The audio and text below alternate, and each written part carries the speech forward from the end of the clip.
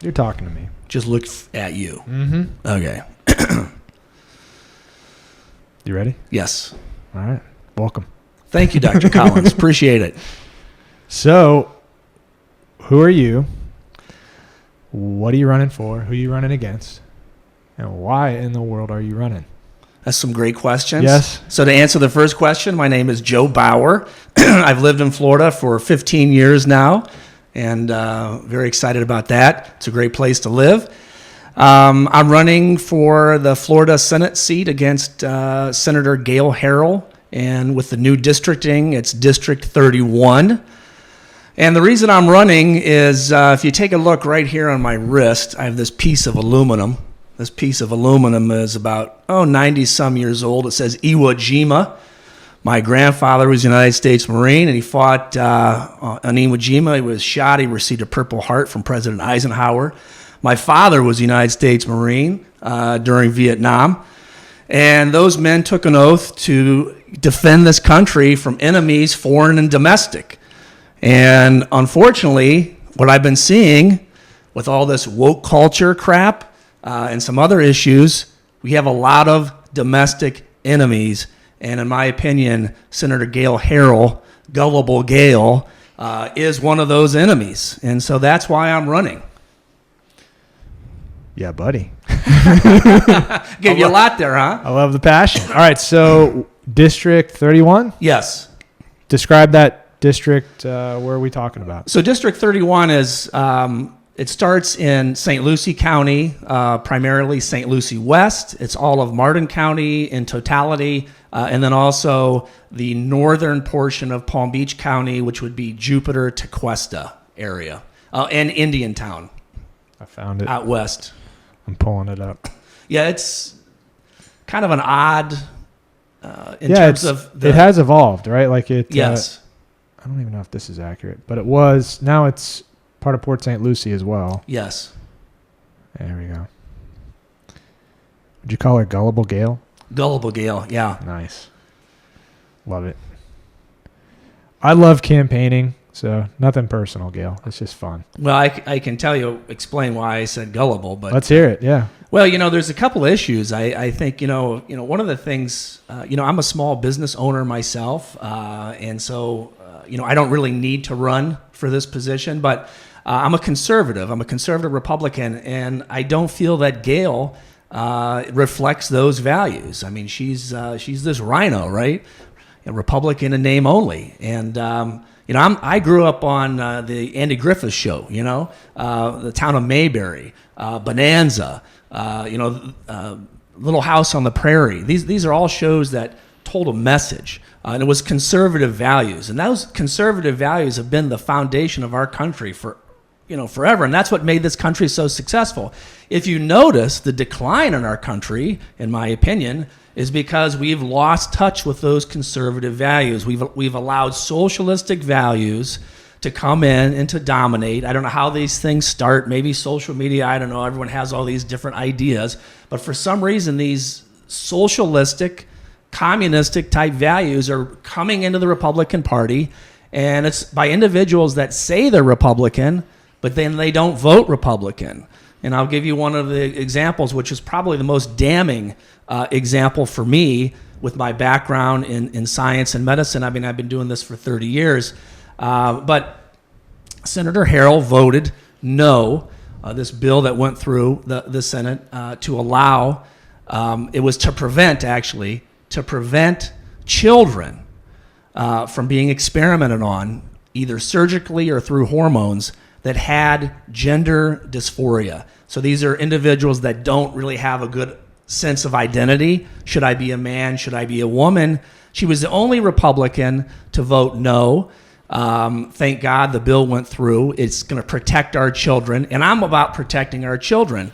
One of the things about that. So hold on. So she voted against a bill that would protect children from. Correct. Give me that again, just. So the bill in simple human terms. Yeah. For the average person who didn't follow this. Yeah. Because I don't know a lot about this either, honestly. Well, the interesting thing about I didn't know about this either. I started doing some research. Was there like a nickname for the bill or something? I can't even remember. That I would have remembered. Okay. I can't even remember the number. I gotcha. Yeah. But 75% of those that identify as transgender, who do you think they would be? What age group?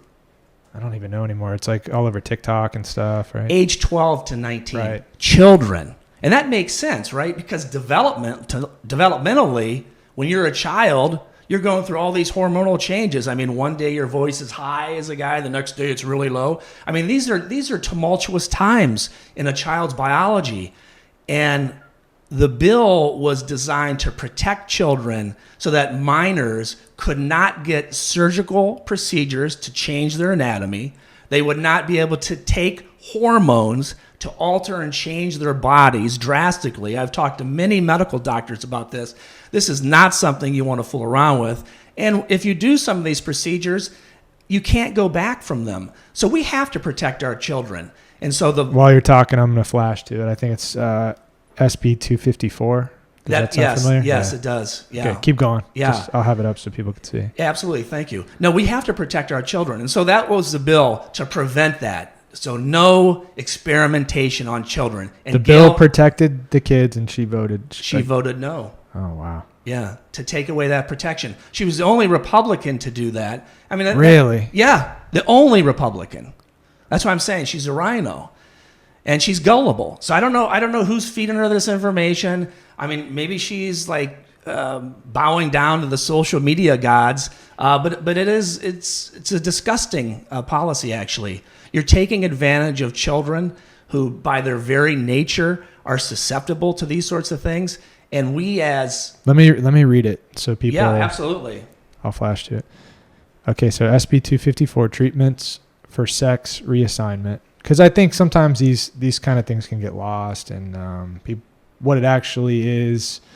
You know, you can see the media blow it up and say it's one thing, or this is what the actual bill says it is. All right, so. Treatments for sex reassignment, granting courts of this state temporary emergency jurisdiction over a child present in this state if the child has been subjected to or is threatened with being subjected to sex reassignment prescriptions or procedures, providing that for purposes of warrants to take physical custody of a child in certain child custody enforcement proceedings.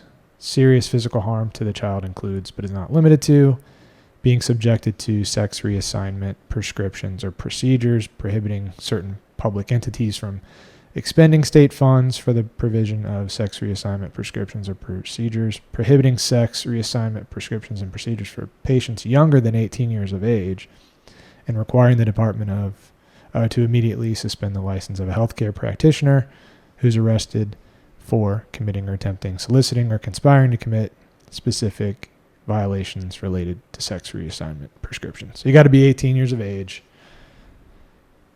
And unfortunately, this whole issue of transgender is a very sensitive issue. It is. But there's multiple modalities involved.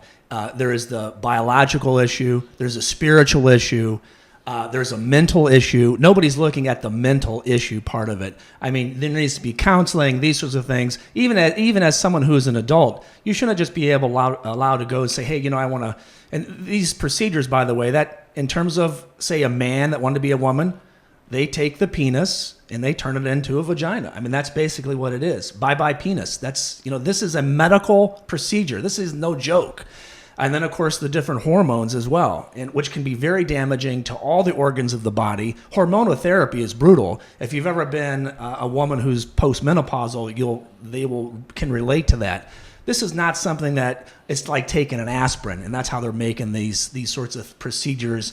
It looks like, oh, it's just take a couple aspirins, and then now you think you want to be a woman? Okay. No, it will do irreversible damage to your body.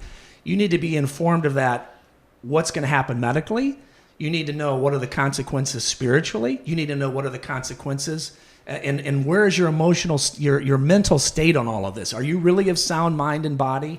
So it's a serious issue that people, you just can't chalk it up as, oh, I identify as this, and so I should do it. I mean, there are people on the internet that identify as cats, and these parents are allowing their children to be cats, which is absolutely ridiculous. I mean, how far are you going to take some of this stuff? But again, considering that 75% of the people that identify as transgender are children, makes me believe that it's just kind of a phase that kids go through. But if social media supports them, I'll give you an example. I had a friend of mine who's from high school. Her daughter was kind of tomboyish, about 12, 13 years old. And she says, I think I want to be a guy. The reason she thinks this is because she goes on all social media. It's cool to be transgender. It's cool to have a separate bathroom. The social media has corrupted people so badly, these kids. Anyway, 3 years later, the girl's hormones have taken root in her body, right? She's been developed. She's gorgeous. She's filled out. And she says, Mom, thank God that you didn't let me become a boy. I'm a woman. And she's like, oh. And so I talked to her, and she's like, I knew it was a phase. I was just going to let her go through it. I supported her. Mm-hmm. But thank God they didn't do anything medically, because that could have been irreversible. And that's really what this bill is. The language is kind of legalese, but in essence, the bill was to protect our children. We got to protect our children from, and it truly is experimentation, because you don't know what the hell's going to happen. You don't have like years and years and years of evidence to support these sorts of procedures and what the medical consequences are. So it's experimenting. That's what it really is. So thank you, Gullible Gail, for voting no to protect our children. That is pretty surprising. It's because shocking. There's going to be different sides to this, but I can tell you from a political standpoint, if she knows that, right? She knows this is a throwaway vote. It's going to pass either way. She's making a statement politically. Yes. Right? So to be the only Republican that would vote against these protections for kids is it's pretty interesting. What are you trying to say politically? So. Well, I know what she's trying to say. She doesn't give a shit about the voters. And I'll tell you why I say that. She terms out. So she's been in office now for going over 18 years, right? And we have a lot of issues that are because of this 18 years, and we can talk about some of that. This SB 102, I think, is a very interesting bill we should probably talk about. Thank you, Gullible Gail, for that. But here's the thing. So in terms of this term, the fact that she is terms out.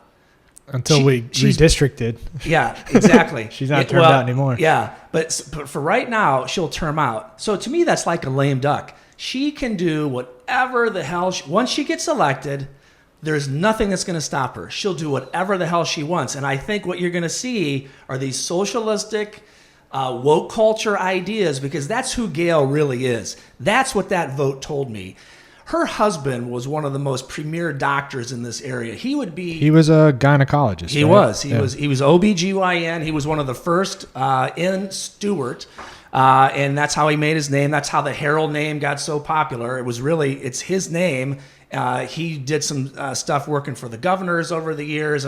Bright guy. He would be turning over God rest his soul, turning over in his grave to know that his wife voted for this. From a medical perspective, it is absolutely disgusting. And it's really a shame, but it shows me she can do whatever she wants. And that's what she thinks. And that's a shame. She's not in touch with the voters. Tell me about, you'd mentioned SB 102. That's another one of the reasons. Oh, yeah, this SB 102. That you're running. Yes. So have you been driving around Stewart recently? The traffic? How about even 8 in the morning? Yeah. Yeah. Just at 8 in the morning, I was driving over here today. Oh my gosh.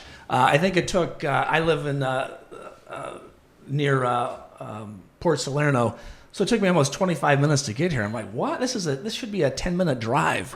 It's just crazy. But this SB 102, I had to look into this because if you're a developer, you love it.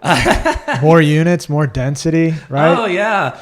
Coulter Homes. If you live in Martin County, you're no. like, wait, what? Yeah. But anyway, this is kind of a weird thing. I thought this, and this is how the media takes things. I thought this was homes and condos and stuff. It's only apartments. Rental apartments. Yeah, rentals. Yeah. It's a shame. And the shame about rentals is you're a young family, you're trying to get ahead, you want to have roots somewhere, you'll never get that with a rental. No, you're in the rental trap. Yeah, it's a shame. And I think it was pitched. Gail has, I'm not the one campaigning against her, but this has meant a lot to me because it subverts your local municipal leaders who are elected, right? Your city and county officials are the ones who are hired for the job to protect the land use and zoning. Exactly. But the voters, the developers are always trying to find what's the most, financially, what makes the most money. And so those 5 people, whether it's county or city, are supposed to be there advocating for the voters, the residents. And so this one particularly has made me crazy because you call it home rule, the ability of your local municipal leaders to do their job. This is the state overriding home rule. So she championed, along with Kathleen Pasadomo, this was their baby. This was their thing. And it's, hey, you can convert commercial and industrial land into apartments. Maximum density that's around this area, and height. And I won't go too much into what I've learned about it behind the scenes, but I will say, thankfully, from what I understand, Toby Overdorf made sure it stayed at 4 stories. Oh, wow! But there might have even been a push to go above the height, and so pretty wild. Like you said, when you're talking about what it is that we're even allowing to be converted to, and it's rental apartments. Yeah, it's not it's something a shame. you can't. It's not starter homes. It's not something you can buy, even if it's smaller. We're making a way for people to lose their ability to work somewhere. Because if you lose commercial industrial space, right, that's how people can make a living. And we're allowing it to now be rental apartments. And it's a shame because, again, this is why Gail's the rhino, gullible Gail. So the reason I became a Republican when I was 18 years old is because, well, I had a brain. No, just kidding. But you're going to make lots of friends on the blue side. Team Blues. Right. What? Yeah. It's all in fun. It's all in fun. Right. But anyway, because of this brain, I like the fact that I like limited government. Yeah. And that's what we need, limited government. Why the hell is the state telling Stuart, Florida, what to do? There must be a reason behind that. Could it be a political action committee? I don't know. Somebody that's funding Gullible Gail's campaign? Some developers, maybe. Yeah, interesting. Yeah. I don't know who that could be. Yeah, weird. Yeah, that's weird how that is. But yeah, Stuart needs to decide what the hell Stuart wants to do. That's right. And a lot of these and other ultimately committees. voters, right? When we're saying Stuart, absolutely. the voters are who put those people in those seats. Right. So what you're saying is, no, the state knows better than the local voters in an area. Well, that's what Gail thinks. That's what passing something like that says. No, the state knows better. Right. Right, than you. Right. We're going to make Stewart and Martin County just like everywhere else in the state. Yep. Yeah. One homogenous thing. You can't be different. So 18 years, Gail, thank you for that, your service, and thank you for what you're giving us, and the increased traffic, the increased crime. I hope we're going to start giving more money to our law enforcement, because we're going to have situations that are going to arise because of all these people smashed into a small area. It's just a shame, too, because, you want to give families, you want an opportunity to build roots. And you're not going to do that just throwing your money away to rent. And I think these rents, I like $2,500, $3,000 a month. Yeah, man. I mean, that is absolutely insane. So it's a shame. It wasn't, in my opinion, well thought out. But why is not Gullible Gail being the advocate for Stewart? I don't know, for Martin County. For owning something. Yes. For equity. Well, yeah. For having a strong community. Yeah, she owns she has a $3.5 million home out there on the point. She's right on the ocean that her husband, Dr. Harold built. Good for him, Probably not any apartments going up over there. Oh, gosh, no. Yeah. But you can go to the barbecue. She's having a barbecue fundraiser at her house. So you can go to this 5,000 square foot, the 6-bedroom kind of deal and 6 bathrooms and, you'll have a place. Sounds nice. Yeah. Exactly. Yeah. So she gets to escape all the apartment. Oh yeah, she's not building. There's no apartments going where she lives. I'll tell you that much right now. You know, what's that statement or a saying? Not in my backyard. You know, that's Senator Gail Harrell. Thanks, Gail. So she's been there for 18 years. Yeah, over 18 years. She started out in the House, and then she termed out there. And because these term limits are just bullshit, to be honest with you. Because, well, that's what they do. They'll stay in the House for as long as they can. Then they're going to go to the Senate, and then she'll find some other way to run. Redistrict. Redistricting. That's all these little games that are played. Absolutely. Right. A lot of interesting politics here in the state of Florida. I thought that was interesting with the redistricting. Wait, what?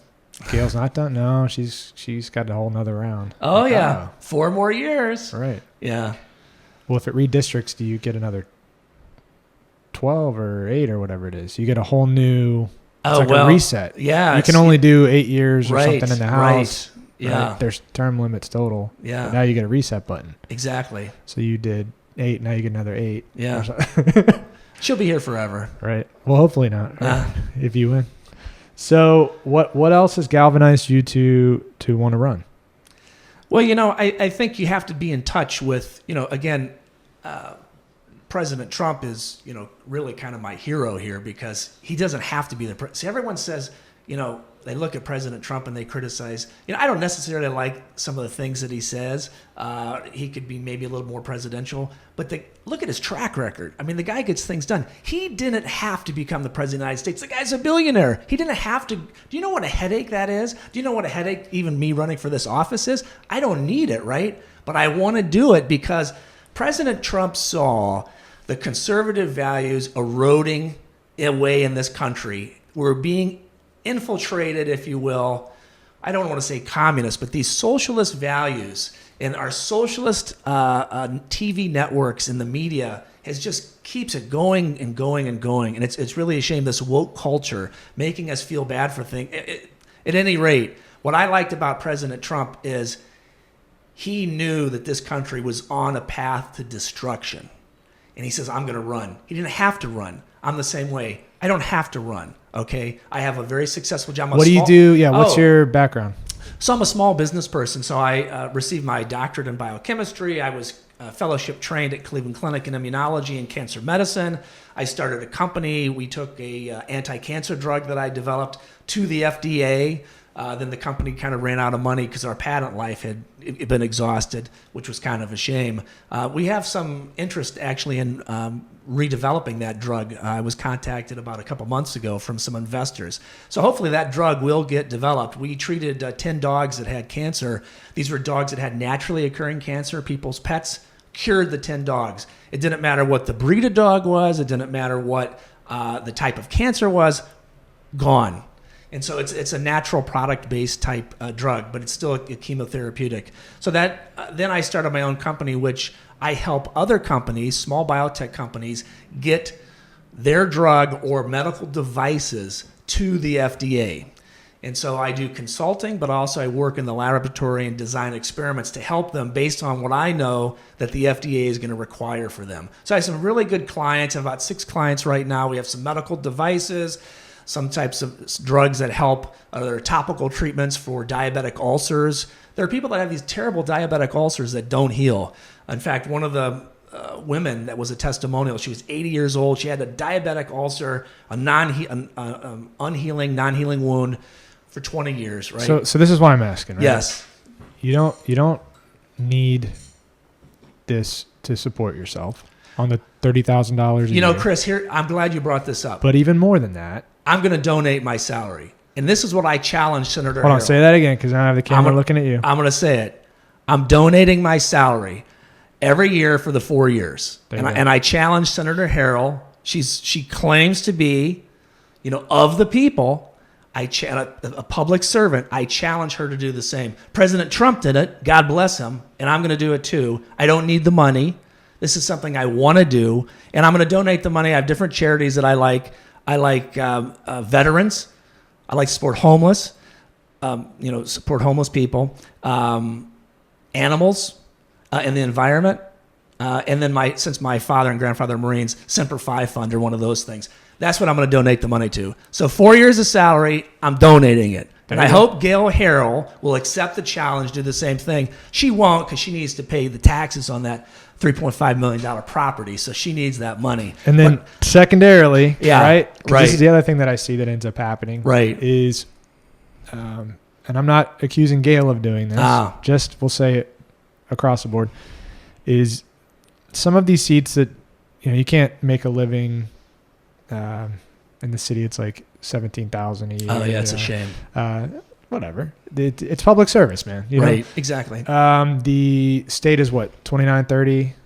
I don't even know exactly how much the state legislature salary is. It's not very much. 29,800, something like that. Yeah. Okay. They take these jobs like that, but what ends up happening later is it's a stepping pad to a consulting job with one of the main industries in Florida, some development firm thing, or absolutely something in ag. Absolutely. It's just you toe the line enough, and now you're kind of set once you term out with that $150 a year, $200 a year gig where and so you're not going to be looking to do this kind of a thing. I'm also asking, you don't have like anybody who's going to be handsomely taking care of you? No, I haven't taken any PAC money or anything like that. In fact, I've taken no money. I have you're funding your campaign. Self-funded for right now, yeah. I don't mind taking money from, or I shouldn't say taking money, but let's just say you support me. Allowing people to help support your campaign. Exactly. Right. You give me $5, $20, $100. Do you know what I owe you, Chris? A handshake and a thank you. When you get over $100, you're getting into areas I don't want to be involved in. I don't want to owe anybody. Again, if you're of the people, by the people, for the people, you got to vote what your constituents want. I feel that we have conservative Republicans that are being unrepresented in our communities. I know they're out there. You know what they call them? They call them the deplorables, right? I'm a deplorable, right? What a terrible name for these shitty Democrats to give somebody. So jealous. They're so jealous. Yeah, we're so deplorable. No, we're not deplorable. It's just we want to go back to what the foundation of our country's been. Conservatism. So it's kind of a shame. But at any rate, yes, I'm going to donate the salary. I'm not taking political action committee funds. Unless it had to be something that was something I truly believed in. I'd have to even think about what that, The main PACs in Florida are going to be around development and then sugar, right? Yeah, Ag. I don't need to take any. Maybe sugar by another name, Yeah. but those are like the two larger industries that end up, wanting to have influence. So if you're out of those. No, I'm not going to take money from those. I mean, that does bring up the sugar industry and this whole situation with Lake Okeechobee. And why aren't we, doing the LOSUM, the Lake Okeechobee System Operating Manual? Why is that? That legislation I think went through, right? Why is that not being? It's basically implemented? right on the edge of being done. Good. But I can tell you, locally, people would love to have their state representative, in the Senate be a huge advocate for it beyond just in words. Right. That's one of the things that I've seen missing is truly championing it and doing everything that's within their power and scope to make it happen. You'll see Brian Mast doing that. He is vocal when there's discharges. He's all over the core. That guy is representing his district, and you don't always see that from your state legislature because of sugar. There's a lot of corporate interests, and that is again an avenue you can go, right? Like if I wanted to play the game, I would never speak against it.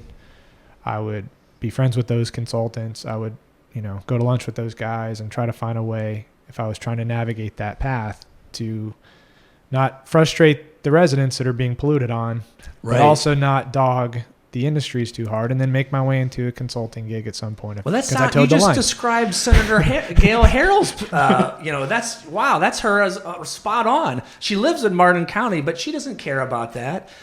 In fact, I think those are some of her biggest campaign donors, which is sugar and developers. So, Yeah, that's probably why we get the discharges in Martin County. Makes a lot of sense. So you would be more of an advocate for zero discharges and doing everything we can do. Absolutely. Right on. I know there's plans out there that they've tried to look at. It's just they've been stymied in the Florida legislature, which is kind of a shame. There's a lot of large infrastructure projects too. So a lot of it's going to be federal money, because it's the Army Corps. Army Corps is federal. That's who's building. So, but these are huge projects. Like that reservoir is a 10-year project. And you actually see more progress recently in the last, we'll say, 5 years, maybe 10. This is something that's been brewing for a long time. Right. It was 2006, 2008, and people are getting hammered. 2012, 2016. This has been going on really for 100 years. Right. But now you're starting to see these projects that have been, money was allocated for, or we were supposed to buy land, or this was going to happen, actually breaking ground and things happening. But it would be nice to have a vocal champion for zero discharges locally. I could tell you the people that live here, that live on the water, that live around the water, that have water-based businesses, right, that have to park the boat when there's discharges. They can't fish. They can't do that. There's a huge contingency of people that this river is their economy. Right. It's how they support their family. It's how they recreate. Go try to catch some fish off of that bridge and eat it. With the legacy muck of glyphosate and whatever else is in that water, in that sludge, Well, it's poisonous too. I mean, it's killed dogs. I mean, if the dogs drink it, if it's in a full algae bloom, and then if you get the red tide, that has a terrible smell. So there's those aspects of it too. But also the red tide creates breathing problems, respiratory problems. I think a lady almost died because she had breathed so much of it in and got in her lungs at one time. The immune system went crazy. I think that was a year ago. You're a science guy, so I'll go here with you. Right. Glyphosate causes the cells to reproduce more rapidly. Cyanobacteria, blue-green algae, it's a freshwater organism, right? But when it hits the saline environment of the estuary, you have rapid reproduction with glyphosate happening in the lake, and then the phosphates, nitrogen, causes the cells to swell up. So you have this cocktail of way too many cells, blue-green algae cells, and then they're much larger, and then they hit the saline and they go into apoptosis. They freak out and they start releasing neurotoxins. Right. So it's in the air, along with, you don't want to drink it or be in it. You know how cells behave when they're dying. Dr. Collins, you really know your biochemistry there. Apoptosis, it's programmed cell death. Yes. Exactly. They get mad. They do get mad. And so that's what's in the air. That's what's in the water. A lot of toxins. And also those bacteria, the algae, will go into a dormancy state.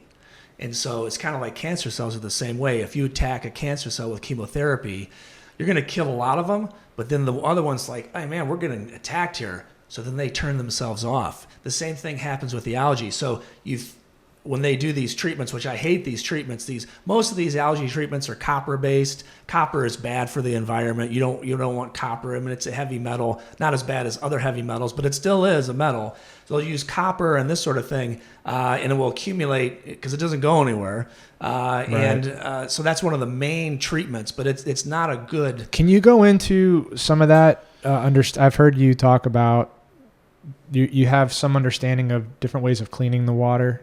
Yeah, there's this. That you were talking about deploying at the lake. I know it's more in the realm of like how you would govern versus campaigning, right. But I do think it's an interesting thing for people to understand about you and your perspective. So I think Governor DeSantis was trying to tackle this problem, maybe independent of the legislature, and he was looking at different options to try and maybe clean the lake prior to a discharge. How could we kill these algae blooms? And one of the things is you got to remove the phosphorus, because phosphorus is an absolute requirement for algae. If they don't have phosphorus, they'll die. Actually, in my swimming, any natural body in Florida is going to get algae because it's in the air, plus all the drain off just from golf courses. Everybody wants a green lawn in Florida. Well, there's a consequence to that. I mean, my neighbors every week are spraying something on that lawn, nitrogen, phosphorus, who knows, right? And so that stuff is all around. Anyway, pools will get algae as well. I use an enzyme which basically binds phosphorus. No, it's not copper based, but it's expensive as hell. And I've had I've had a pool since I was 14. Down here in Florida, I know a lot of people have trouble controlling the algae. I have this product that I use actually that binds the phosphorus. Algae can't live and they die, which is great. There's this company out of Israel, which now they just started 2 years ago in the United States, called Blue Green Water Technologies. And they use a hydrogen peroxide base, and it's targeted specifically towards the algae bloom. It's not a systemic spread of whatever. They target the algae bloom.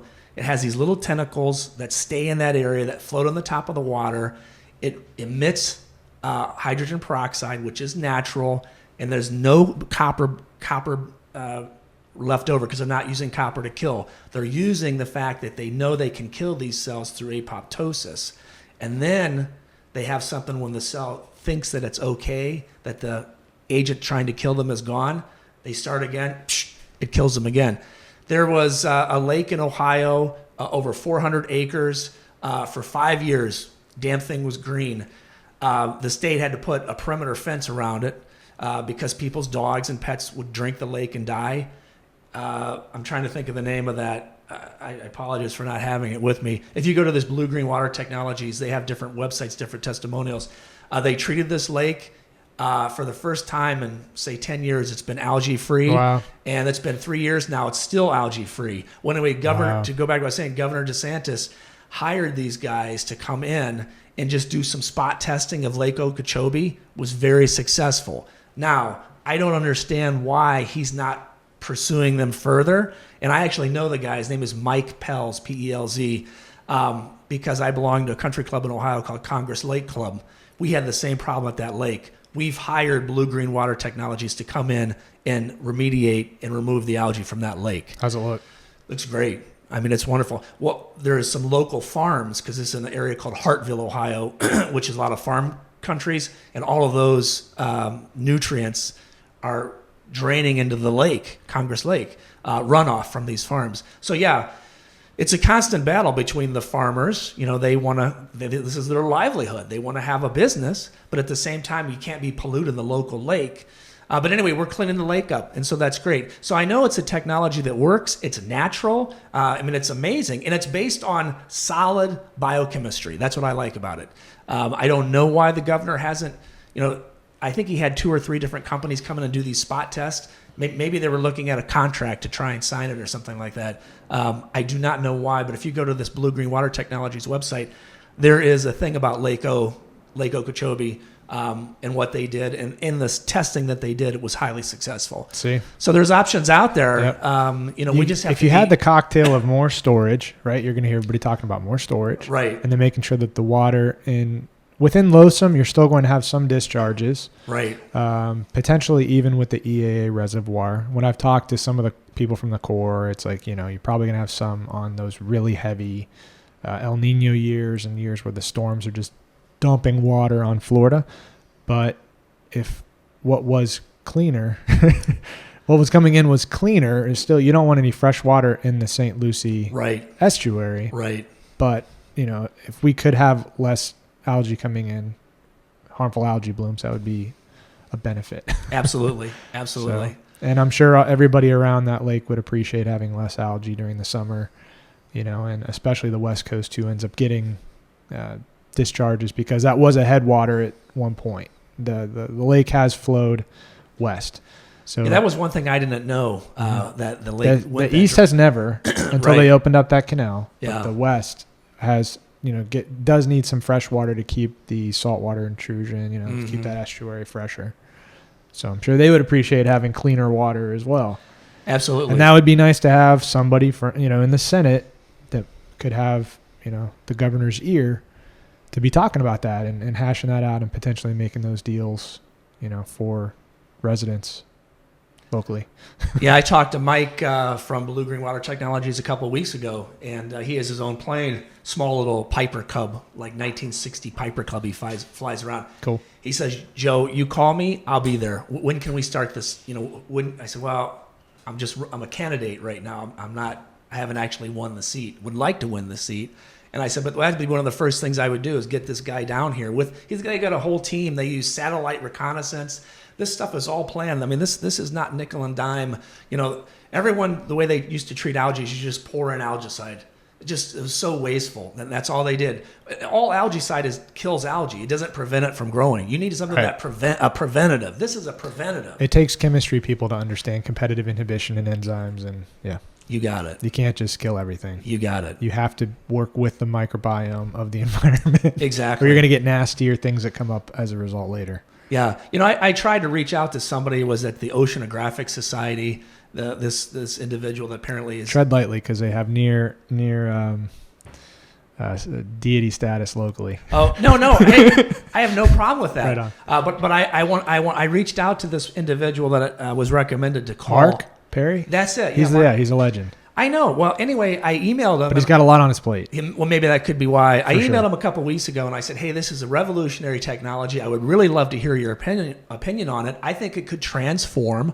Again, we're not treating the damn lake. We're preventing. That's the difference. We're preventing these toxic algae blooms.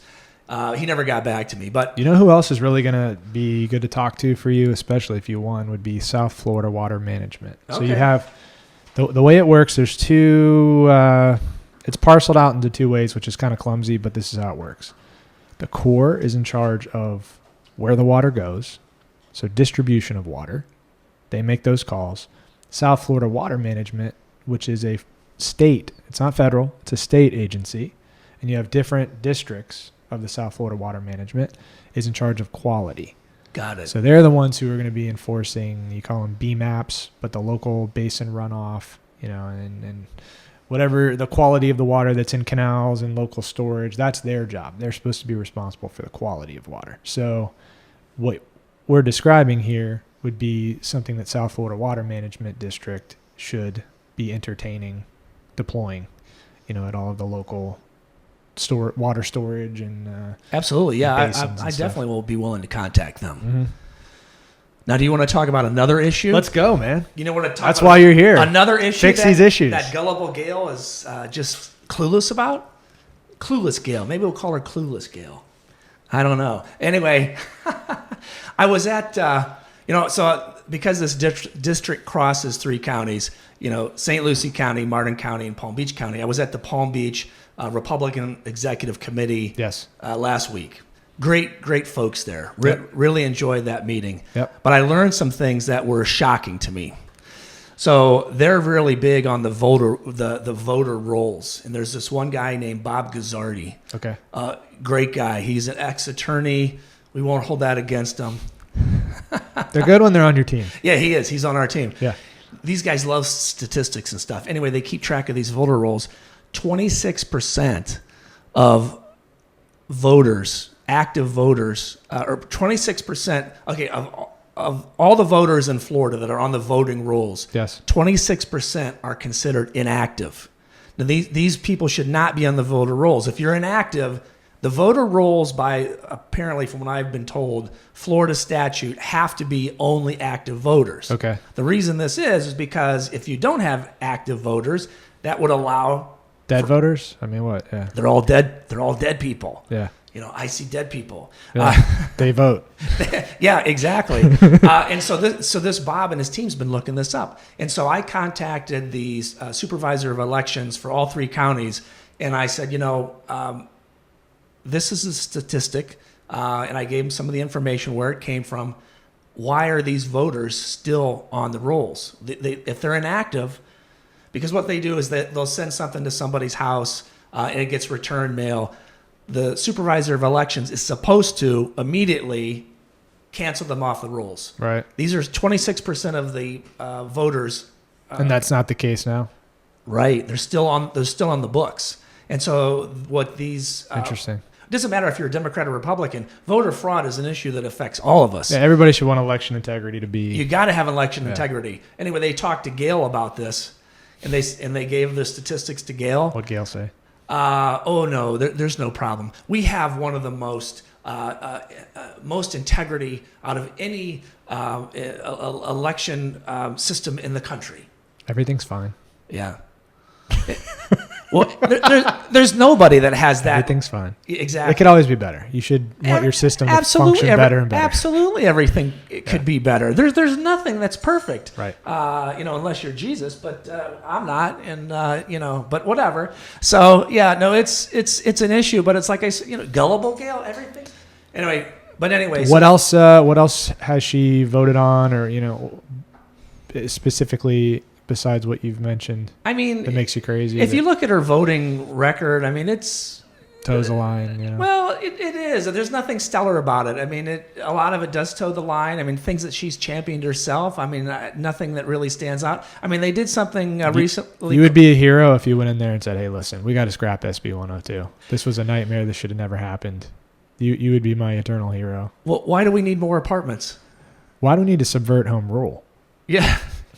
Let your municipalities decide. Let voters decide how they want their probably the biggest city and county to be. That's the biggest the character of it to be. If they want all apartments, cool. Right. If they don't, then they shouldn't have, all apartments. I mean, you're a city commissioner. It's messing with the county market. Commissioners. They need to be the ones deciding, and that's the shame of that bill. It takes away that authority. And it's anti-Republican. I mean, that is not how Republicans think. That's not how I've been taught Republicans think. My thought process is, if you're conservative, you need to have some stock of apartments, right? You need to have the opportunity for people to have a place where they can rent, but that should not be the goal, is to basically just be approving rental apartments. You should want people to have equity.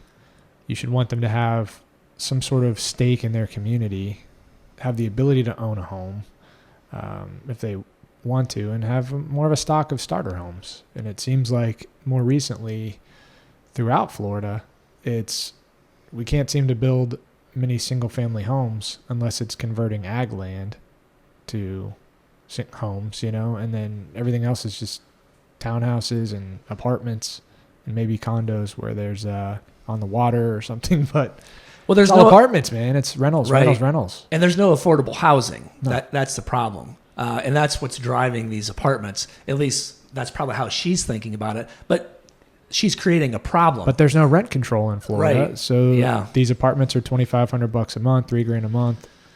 That's a shame. You could get a nice house for that. And then you own and have it. equity. And have equity. And you stay in the refinance later. Yeah, and you stay in the community. I mean, a rental market is a transient market. I mean, right. People aren't doing it, renting so they're going to be there long term. They have no other choice right now. That's the problem. They don't have the choice. They have to, because the legislature has almost created this problem by not allowing these starter homes to be available and to be built. Where can you? Most houses down here are $400,000. I mean, it's crazy. It seems like or more. A war will sound conspiratorial, but it seems like a shift in values, maybe away from families in the single family homes. Like, there's some states that are outlawing single family home zoning. This thing that somehow a single family home is antiquated. It's a thing of the past. Leave it to beavers, over. And now, everybody wants to live in tight, dense quarters, in little tiny walkable, communities.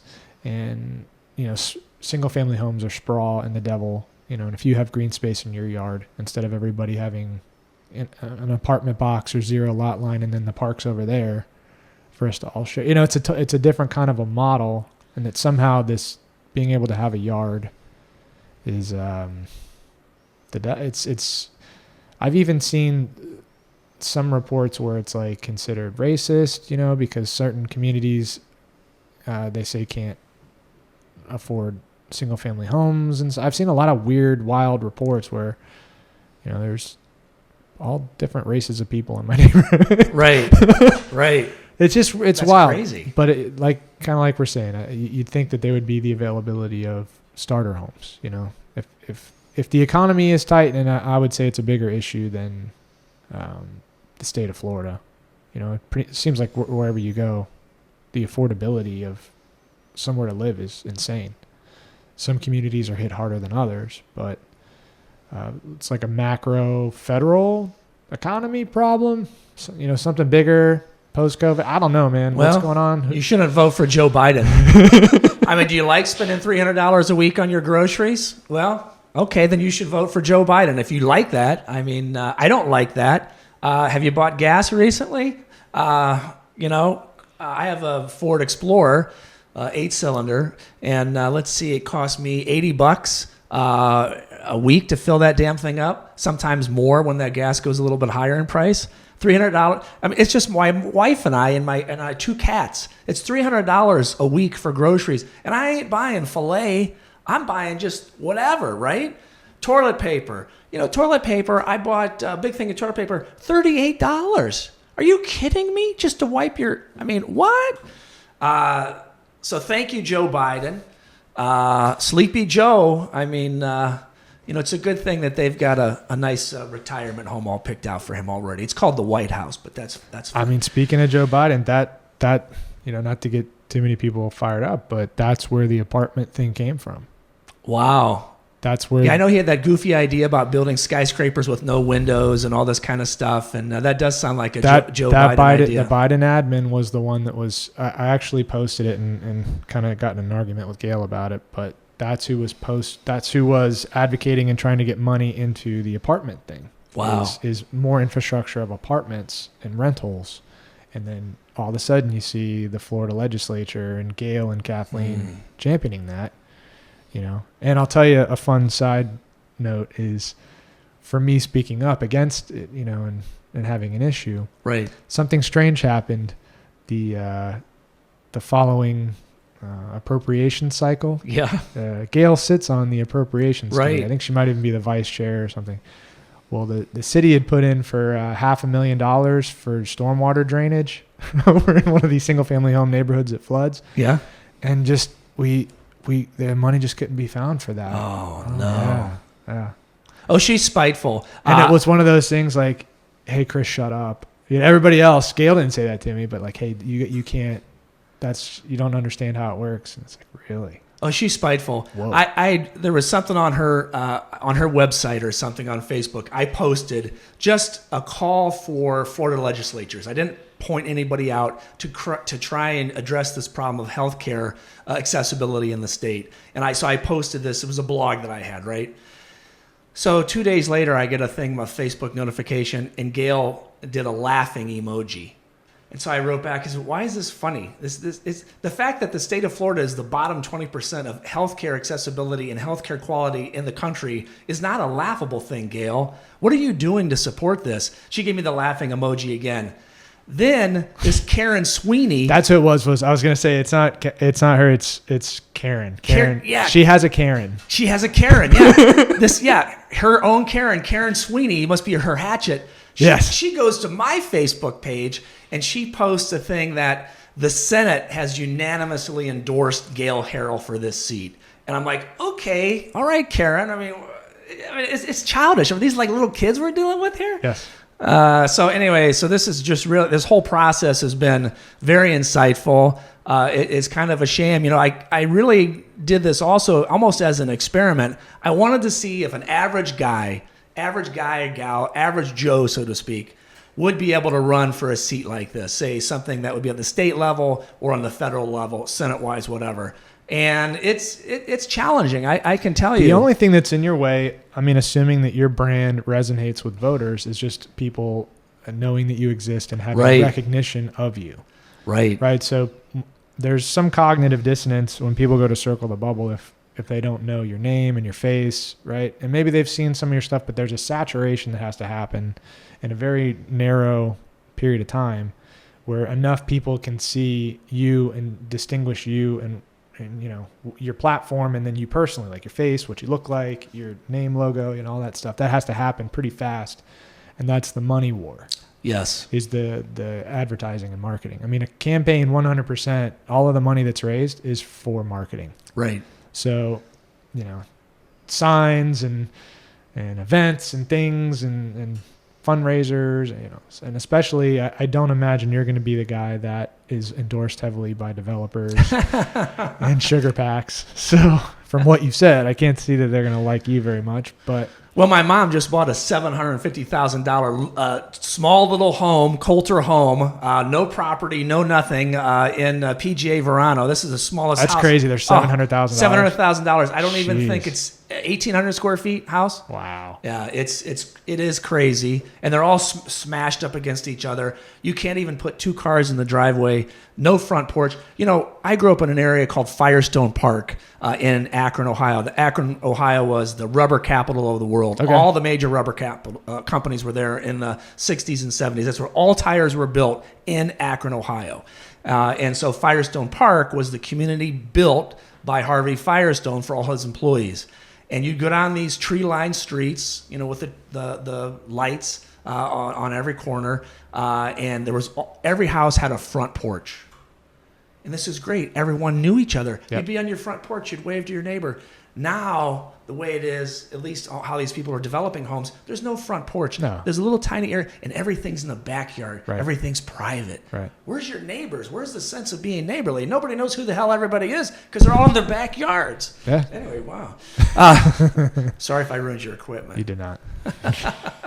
So it's really a shame. But To segue on that, it seems like it's, like I mentioned, kind of a war on families and single family homes. It's also a war, or at least a shift in values away from community.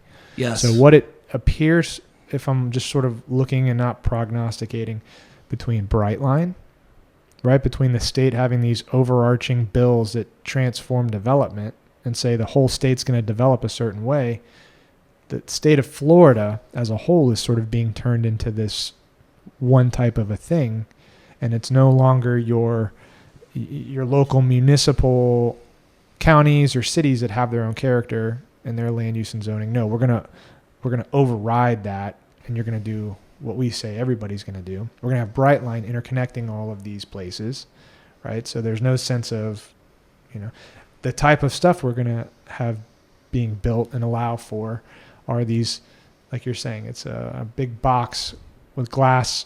There's no who is anybody. Yeah, there's no substance to it. Right. You can live in a condo or a townhouse, but there's no more, like you're saying, front porches and It's a great know model your neighbors. socialistic society. It's pretty wacky, man. Yeah.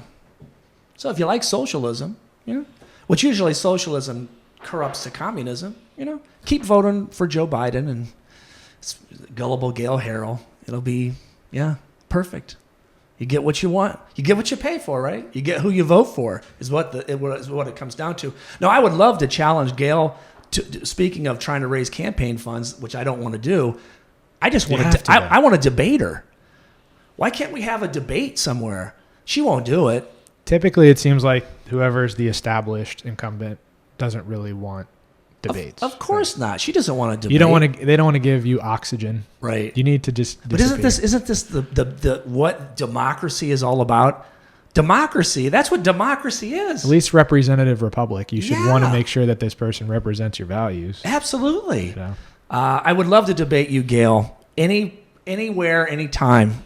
Seriously, if Senator Gail Bauer Harrell, by the way. Do you know her last name was Bauer, her maiden name? so somehow you guys are related? I don't know, maybe. Except I'm not gullible. That's the difference. Yeah.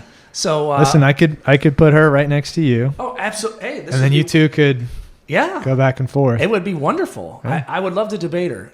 And let's, if she's this confident in her position, first of all, I feel bad that we had to talk about some of these things with her not being here to defend herself. I would love for her to be here to defend herself. That's awesome. Yeah. So let's have a debate. How can we get this started? I would love to hear Gail's side of things.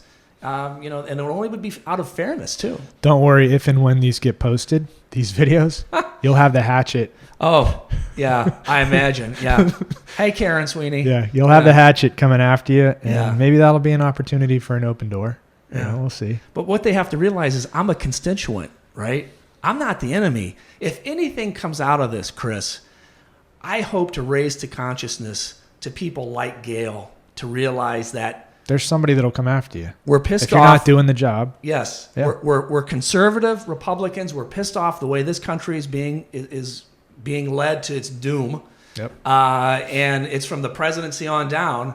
But of all the places that I thought would embrace my conservative values, I thought it would be down here in Florida. And the more I learn about some of these politicians, and I think it is who is funding them actually that is influencing their views on things. And it's like, wow, these aren't really, they're saying they're Republicans, but they're not really. To me, that's the power of a grassroots candidate, especially if they get some traction, is it should cause that spectrum, the sliding scale to move back more towards populism is because inevitably, right, the longer you're entrenched in a position, you're going to meet people and learn where the power structures are, where the financial interest is, where you get better and better at playing this game, and you seemingly, as far as I can observe, right, care less and less about what the average person thinks, and you assume you can just market yourself a certain way come election time. People really only pay attention in that month or two, Right. and then it's back to business as usual. Nobody watches meetings. Nobody's watching the state legislature and what they're voting on.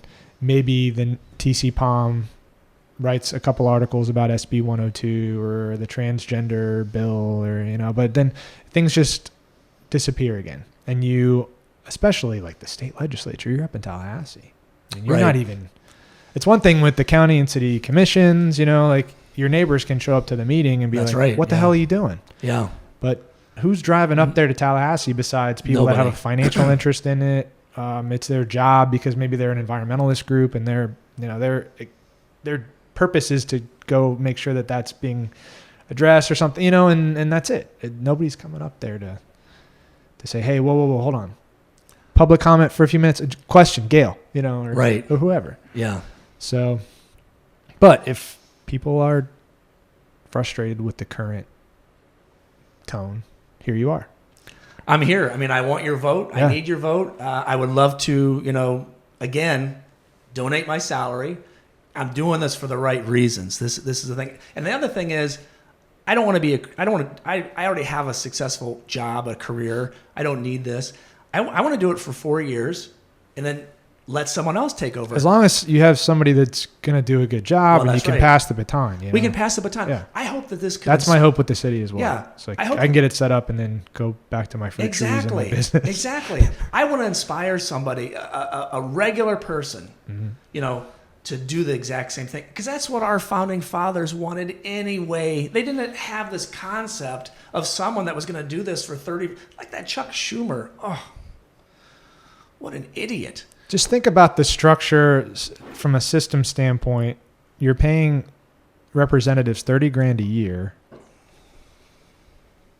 and they have a specific term limit period. Let's say it's 8 years, right? So they can serve 2 terms. Right. What are you setting up by doing that? Right. They have to raise $250 to $2 million to campaign. How does a person come up with that much money? And it's a job that can last up to 8 years. And if they matriculate into the Senate now, maybe 16, and each one of those terms, they have to raise that much money. Right.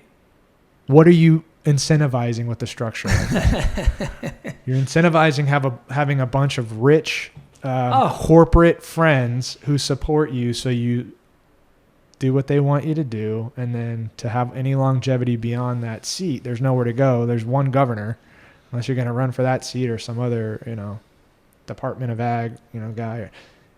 You want to get a gig with one of those companies. Right. Afterwards. That's the system is set up in a way that unless you're doing, advocating for what you're talking about, which is I'll go in, I want to do my time, do a good job, and then go back to work. That's what it's set up to kind of create a dysfunctional. It is. It's very dysfunctional. And, Senator Harrell's got $250,000 left over from her last time she campaigned. She's having a big fundraiser at her house on the Point. So I think everybody in Martin County should show up. She's your elected representative. I mean, she's serving to the people. Have her serve you some cocktails and hors d'oeuvres would be great. Pretty sure it's not the average voter who's going to be there. Of course not. Yeah. It's going to be all the $1,000 Yeah. contributions. Right. Yeah. Exactly. Yeah. Which, that would be nice if we talk about governing, more than campaigning, is you hope ultimately there's some kind of reform with campaign finance. Because it really, That's the key. The more I'm involved in this, it seems like that's the disease. That's the key. I think it should be 10 grand. Everybody gets 10 grand. That's all you can raise. Yeah. And all you can spend. And you got to spend it locally. You can't get a gig with anybody that you've been involved with. Right. After, you just come in, you serve your time, and it has to be, you're no longer involved in that network. Otherwise, it's too incestuous, man. It's a cartel. You're doing the bidding in a role so you can profit later. You know this. Your FDA and drug companies, it gets ugly. Oh, it is. It does. It is ugly. There should be separation. Yeah. No. I mean, it's not always the best drug that's going to go through. It's not always the best product for the person. It's who's in charge, who's making the calls, who's. Well, Pfizer made a lot of money off of the vaccine, by the way. Yeah. Which isn't a vaccine. If you look at the definition of a vaccine, it's actually not a vaccine. No vaccine. With your background, lasts 3 months. Maybe talk about that a little bit. That's something a lot of people don't realize is it was marketed as something.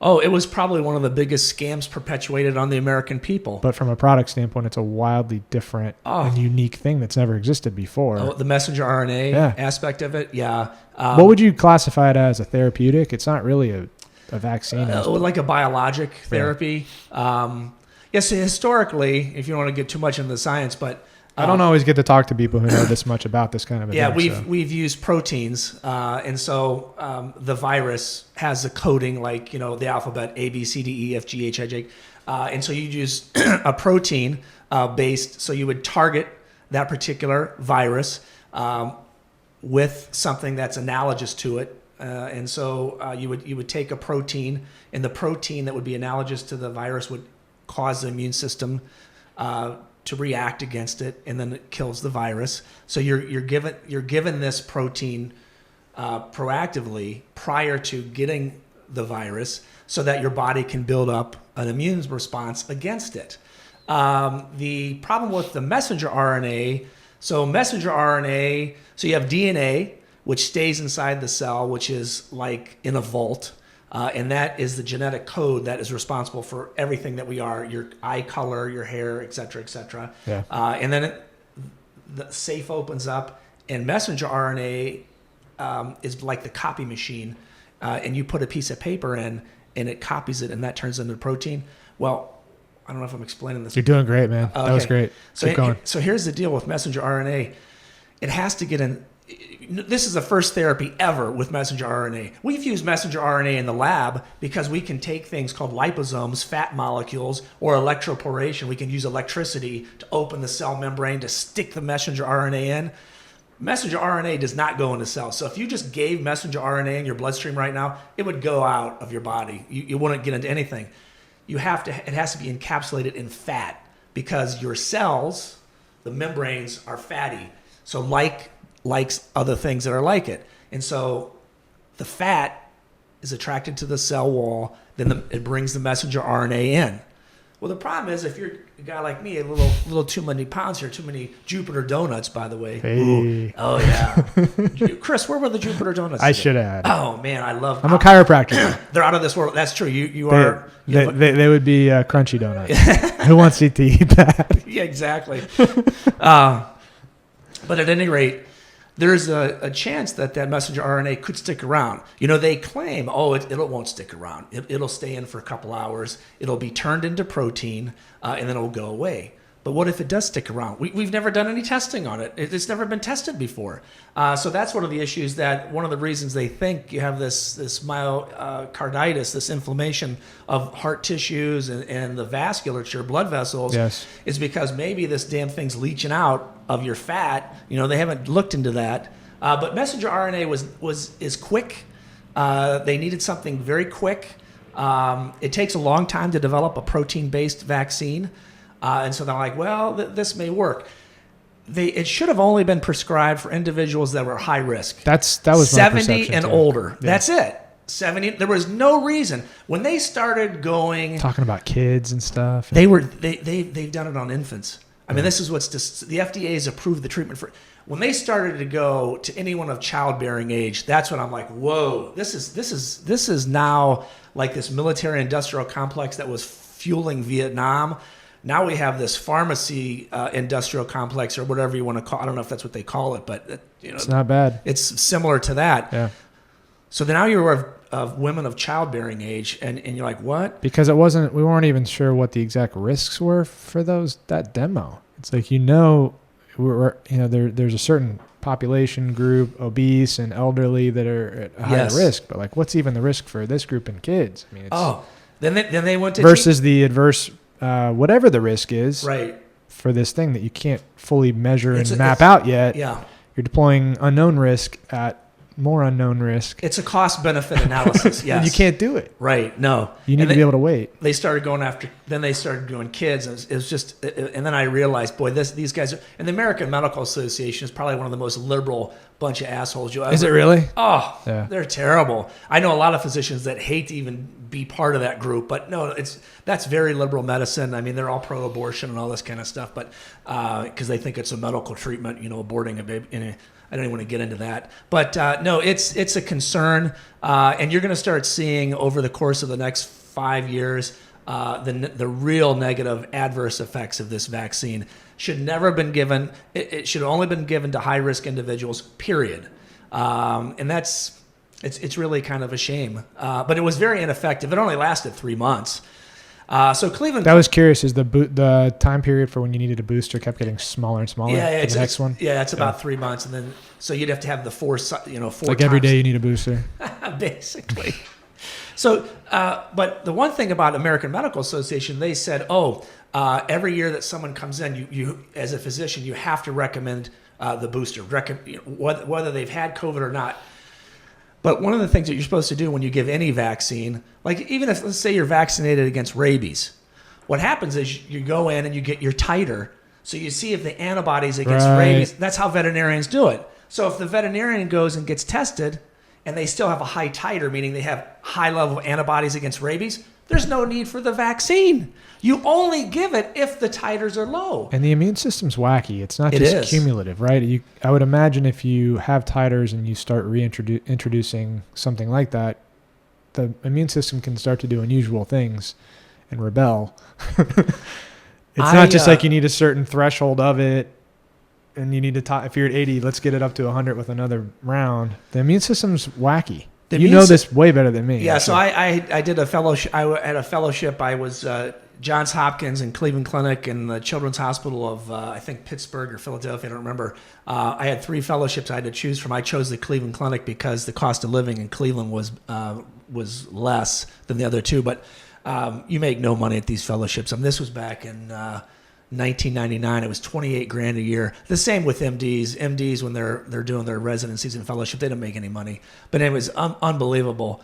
And it's 80 hours a week when you do a fellowship. But what were you doing? What kind of work? Oh, it was really cool stuff. So we were taking patient cells and out of the patient. Every day I would go and get these cells from these patients. I'd have to go out to the blood bank and get these cells. We would take the cells out and we try to make them super immune cells. So that the idea would be they go back in the patient. We've challenged them against whatever the cancer that patient has. They go back in the patient, kick the shit out of the patient's cancer. And that was, for over a year I was doing that sort of work. Amazing stuff. But the one thing I'll tell you that I learned from that fellowship, don't F with the immune system. Right. Because once you turn it on, you better know how to turn it off. And that was one of the issues with the COVID and the COVID lung. Patients were dying because of not the COVID. It was because their immune system's response to the COVID. Right. And your immune system is what killed you. It was the not the COVID. No, it wasn't the COVID. In those patients, it was the immune system that killed these patients. And it's really a shame. So the immune system is nothing to trifle with. Just like Mother Nature is nothing to trifle with. Right. When will we learn? Unintended consequences. Yes. So it was a shame that vaccine was used to the extent that it was, but it was all money. Had nothing. The American Medical Association pushed it. The one thing I will say that the Cleveland Clinic did, which I thought was very admirable, in Ohio, they have about 40,000 employees. And I don't know if this was a voluntary thing or what. I guess it must have been. But they had all the 40,000 patients, and they grouped them into individuals that received the vaccine prior to getting COVID, and those individuals that actually got COVID with no vaccine. And what they showed was the patients that had actually gotten COVID and that were not vaccinated had higher levels of antibodies against the COVID for longer durations of time. And so even though the AMA was suggesting that the patients should get that next dose, the clinic started testing the titers, and patients that had a high titer did not qualify for the new dose. That's medicine. It's evidence-based. That's how we're supposed to do medicine. And there's going to be some subgroup of immunocompromised or whoever that there's all it's that appropriate stuff for, but you don't deploy. I mean, I wouldn't even recommend everybody in my office eat chicken. You know what I mean? Like, right. Because there's going to be some group of people that cannot eat chicken and they'll have an immune response and the body will not be well. Absolutely. You can't deploy a therapeutic or even a food at all people. Right. Everybody's different. Man. No, absolutely. You're absolutely right. And, it was a shame how the people that were non-vaccinated, I mean, you watch some of these CNBC and some of these shows, they were, the one guy said, yeah, I don't think we should shame people, but yes, if you're unvaccinated, you should be ashamed. You're killing people. You're the ones that are responsible. And that was so untrue. I never got vaccinated because I looked at the science. It didn't make sense for me. And I think that's a big deal with your background. Right. You're not, right? I'm a chiropractor. Right. So if I say that, it's like, yeah, he's crazy. He's crunchy, But I don't say that. You have a background in immune research, cancer research, like. Well, I research everything, and that's kind of a foundation to who I am. I mean, I research everything, and that's why this Lake Okeechobee and. But I think it says a lot too about being able to think for yourself, right? Even bigger than the data and COVID specifically is whether somebody agrees or disagrees, the ability to survey a situation and feel a lot of political pressure or social pressure to do a thing, but it doesn't make sense to you. Right. And to be able to go, I'm gonna wait and go in the direction that I think, as far as I can tell, is the right thing. That's really special, man, because that feeling of political pressure and social pressure is what infects politics. When you can feel that you're gonna maybe upset the donor, when you toe the line, you go in a certain direction, and you do the thing that's antagonistic to what's good, that's like the main problem. So to have that capacity, whether somebody agrees or not with you, and they think you're crazy, to recognize that in a person, that they were able to take in data as far as they could tell and make a decision that was against the grain, I think would be very valuable in a politician. Again, whether or not they agree with you, but right. that capacity, that's my training. Is very special. Evidence-based. My training is evidence-based. We make decisions based on evidence, not based on conjecture, not based on political or social pressures. Right.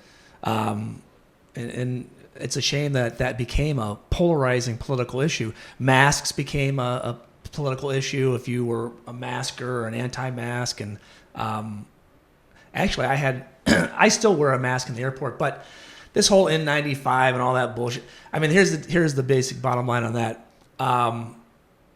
There's no proof that there's nothing that's going to protect you unless you're in like a spacesuit. People don't realize how small viruses are. Yeah, if you're in a spacesuit. If you can breathe air, you can breathe a virus. Exactly. Yeah. But what I still wear is a mask that I put charcoal inserts. Nice. Charcoal's been known since 1950s.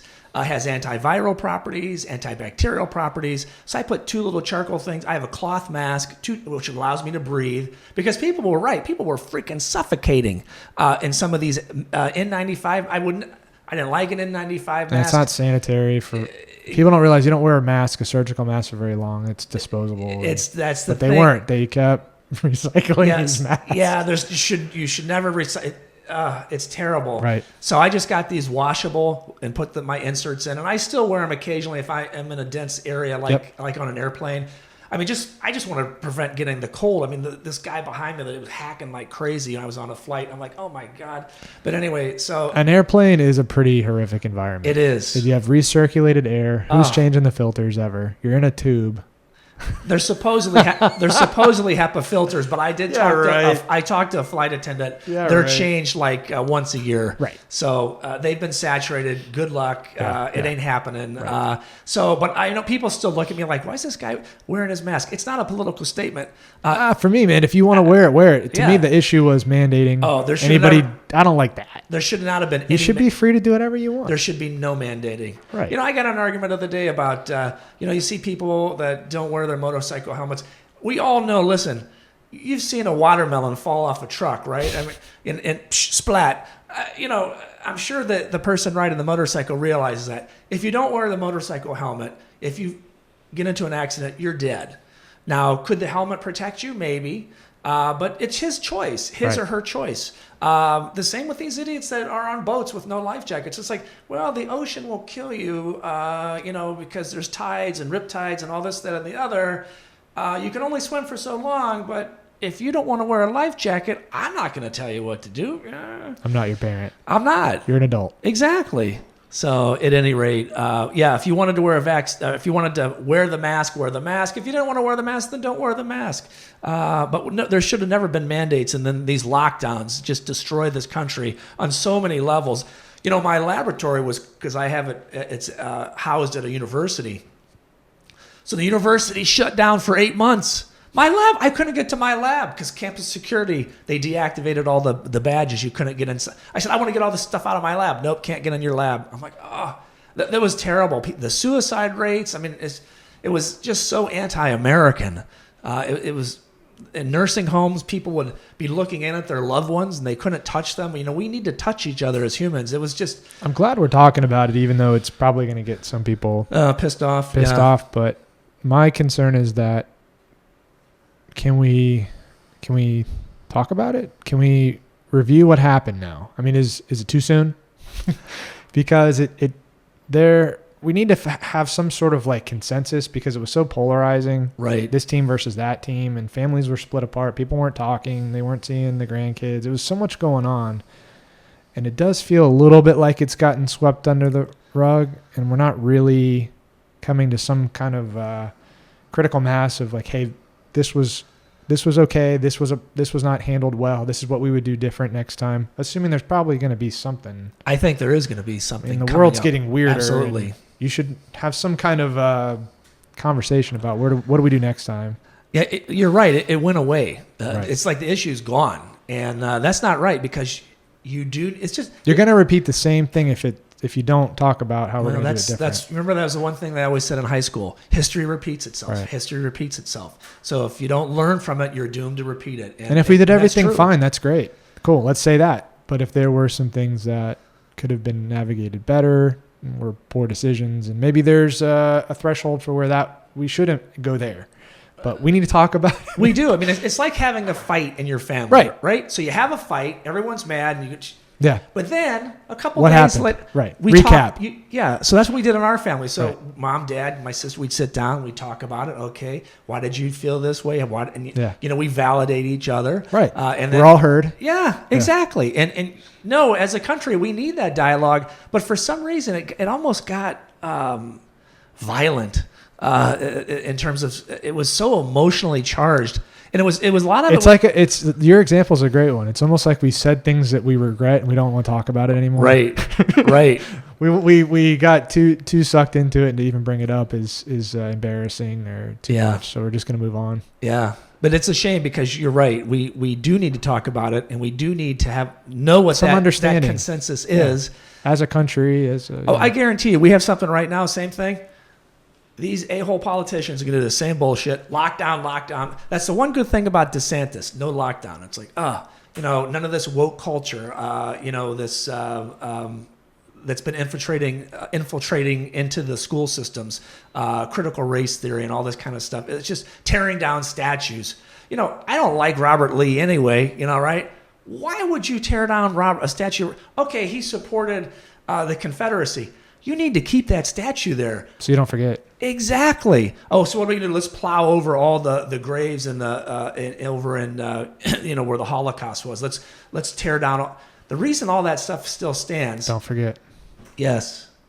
I mean, I don't really want to see that stuff, right? You need to see that stuff. Because it's in the capacity of all humans, no matter how evolved you think you are now. Exactly. You're one crisis away from dissolving into bad things.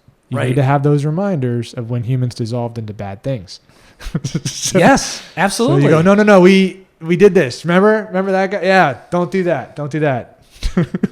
Stay on the better path. But it's almost Orwellian, you bulldoze all memory of the past for the new, whatever the new thing is. So there's no anchor to anything. Well, we're so reactionary in America. I mean, everything is just a knee-jerk reaction to everything. And I hate to even bring up George Floyd because that's another topic. But if you think about a lot of the things that have been going on, a lot of this came to hit with George Floyd's death. Now, here's the deal. George Floyd, and I'm sympathetic because he was a drug addict, and that's a terrible thing, people that have addiction. That is a disease. We need to talk about it in this country. We like to hide that. Anything mental health, we don't want to talk about that. We need to talk about, we all have mental health issues. Even seasonal depression. Like in Ohio, I'd get depressed. You'd wake up because you haven't had the sun in 20 days. You got to have... there's studies that show this. You have to have that sort of whatever wavelength of light. If you don't have it, plants die, people die, whatever. It's not good. Yep. But George Floyd, I feel bad for the situation, but the guy was a freaking criminal. That's the bottom line. But this society and their screwed up woke culture made him a hero. George Floyd is not a hero. Now, it is tragic that idiot police officer, whatever the hell his name is, he broke the law. He violated that guy's constitutional rights. For sure. And he basically killed the guy. Was Derek Chavez or whatever the hell his name is? Yeah. I don't even know. I don't even Chauvin. Whatever. I don't even care because I don't even want to give him props. He went to jail. That never should have happened. 4 or 5 people did watch of different races, by the way. It wasn't necessarily a racial thing, I don't think, but they made it a racial thing, and it's really a shame. I mean, I grew up in Ohio. I worked at Cleveland Clinic for 10 years. Cleveland is such, in Cleveland, Ohio, Cleveland is such a diverse city, and so many different races that have actually come there and immigrated to that area. The Polish, Russian, Ukrainian, and everyone gets along great. And it was such a shame to see, even in Cleveland, not as bad as other cities, because Cleveland, I think, is very racially integrated. And you don't think like that. I mean, it's just, but maybe in the neighborhood I live in, it's kind of, it's a little different. You don't see many people of color, but Cleveland was so racially integrated. Everybody, no one thought like that. Right. It's a community. It is. It was a community. But anyway, there was a lot of destruction in the streets. People destroying their own city, their own town, over an issue that they didn't really understand. But these rabble-rousers, these groups that come in to try and basically erode the fabric of society and pit people against other people, and it really is a shame. But the Democrats have been doing that for years. I mean, I was talking the other day to someone about the Great Society. Lyndon Johnson. You talk about an asshole as a president. Lyndon Johnson is the biggest racist asshole there ever was. The Great Society, he screwed up so many people's lives forever. It was based on giving welfare, not workfare, welfare. It was a great system. Do you know why? Because the Democrats got a great set of voters because they put everybody that they could on welfare and they got all these votes because of it. But it's a shame because now they've imprisoned these individuals almost into slavery because of financial slavery, because these individuals now can't get off it. It was a great idea. They did it for votes. Joe Biden is doing it today with these giving people $7 billion in student loan relief, debt relief. Why would you do that? What? Trying to get voters. Of course it's about trying to get voters. Right. And it's such a shame because it de-incentivizes. One thing we need to do is when we teach our children, you have to teach your children that you got to work for something. It's just not an expectation. There's rights and there's privileges. You got to earn, those privileges. You just don't wake up and have it. Oh, I should have this. I was watching some Facebook post. It was a girl that was complaining. She worked at Walmart 40 hours a week. I work at Walmart 40 hours a week. And, you damn generation, whatever we are now, it's your guys' fault. The boomers. Yeah, the baby boomers. We can't compete with that. 40 hours a week. I can barely. It's not a living wage. I can't live off that. Well, I'm thinking to myself, let me think here. Well, when I went to school, I worked in college. I had a 20-hour-a-week job. On the summers, I had 2 jobs. I worked 8 in the morning till 5 p.m. at an accounting firm. And then I drove a Krispy Kreme donut truck from 6 p.m. till 2 in the morning. That's why you love donuts. I do love donuts. I do love Krispy Kreme. Yeah, but the bottom line is, times are tough. You got to go out and work. You make the money. Yes, would I have liked to spend more time with my family? Sure, but it wasn't possible. And you just do it and you don't complain. Everyone today they don't want to do it and they want to complain. I mean, that's got to stop. But when you're Gen X, right? There was a lot of yellow ribbons that came after you. Yeah. A lot of yellow ribbons. You were still in the first place, second place, third place era. There's a lot of yellow ribbons, man. Get your trophy. You got to earn a trophy. Not everyone has the privilege. You earn it. It's really a shame. Even the grading scale in school. When I was in school, an A was a 94. Right. Pretty soon, I think when I was going into college, elementary, middle, and high school was all of a sudden it was 90, 80, and 70. The grading scale changed. And then a little bit later, my wife was a teacher. She taught 5th grade. And talking to her this is during the, what do you call it? The kind of the Obama era Common Core. Oh, right. And all of a sudden, your kids didn't fail anymore, right? So she would say you could write your name on the sheet of paper and write nothing else and you get a 50. Like, wait a second, this isn't good. How does this play out? And this was years ago. She was a teacher. So these kids are now going, probably going to college or, there's been a few batches that are in the workforce now. How does that play out economically? And I think this is kind of what I shouldn't say this, Chris. You're looking at now. I'm going to get into trouble. So again, like I said, my laboratory is at a university. I'm not going to say which one right now. Do you still work for them?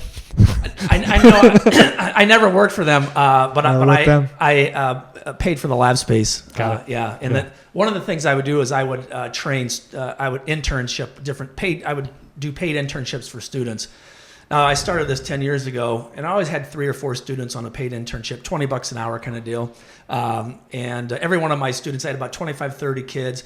They all went on to professional degrees, DVMs, MDs, chiropractor, you name it, right? PhDs. And these were some really smart students. And when I was at Cleveland Clinic, we had all of the Case Western Reserve University students, and those were really high-performing students to get into Case Western Reserve University. What I noticed over the past 5 years, these students aren't that bright. And Common Core, baby. I talked to a lot of the professors. They have to curve everything now. Right. Whereas what would happen is if they were failing too many students, they would get criticized by the deans and whatever. Because, these are people that are paying to go to school. Right. The bottom line is... Same thing's been going on since elementary school for these kids. Yeah. Is, in the old days... which wasn't when I was a kid. I'm 40. If I was acting up, right? The teachers, we're doing a parent-teacher conference. Right. And guess who's getting in trouble? Right. Me. And the last thing I want to do is have my mom and dad, oh man, dude, I don't want to disappoint them. I don't want to be on their list, right? I don't want to bring attention to that. Not anymore, man. We're dumbing down our kids. Parent-teacher conferences is let's all sit down and then the teacher gets a scolding for why isn't Timmy passing? It's like, wait, no. Timmy's doing spitballs and causing trouble. Like, no. Timmy needs to pass. Yeah. What's your problem? Why are you not, it's a big shift in teaching. Yeah. That trickles up the system to college Yeah. 3 years ago, I stopped doing student interns. It became, it wasn't working out, and I thought no more. Which is terrible. Because I how do you have know. industries continue on if there's no pipeline for new talent? Yeah, we're dumbing down our kids, not only in Florida. I mean, I know Palm Beach County, their schools just got went from an A status to a B minus status. So it's happening all over the country, but it's happening in Florida. We need to stop that. We need to pay teachers more money. We need to get better teachers. We need to support our teachers. Yeah. Like you said, these children will eventually be the ones taking care of you and I when we're retired. Yeah, it's going to be your surgeon. Oh, Yeah. great. Yeah. Get that routine gallbladder removal and ended up dying on the table. It's like, wait a minute, that's a routine surgery. Oh, not for me it is. Listen, I'd love to come in and do your emergency appendix, but work-life balance, I don't feel fully recharged today. A friend of mine, one of my colleagues from Cleveland Clinic, runs a program in Akron. He is in charge of all the residents, the new residents that come in. They got turned in last year because I don't know if it was female that was, I don't remember what the situation was. She needed some time off for a woman issue thing or something. I don't know. At any rate, turned them Mental health. Yeah, something. Turned them into whatever the organization that looks at them. So now my good friend, he has to ask the residents, could you be on Saturday? Oh, jeez. They can no longer dictate because they got turned in. And so now this, whatever this accreditation body is that looks at them, they weren't doing things to support the mental health of the resident. So the resident now gets to define when they work, how many hours they get to work. Now, granted, that whole system, even when I was working 80 hours a week, that is ridiculous. Well, I always found once I got to about 60 hours, between 60 and 80. You're less productive. You're not okay. Yeah. I was so freaking tired. Yeah, I made a lot of mistakes. You're not doing a good job. Right. But all three of those fellowships that I went to, they each within the first 10 minutes, each person told me, the principal investigator I was working for, oh, by the way, you're going to work 80 hours. 80 hours.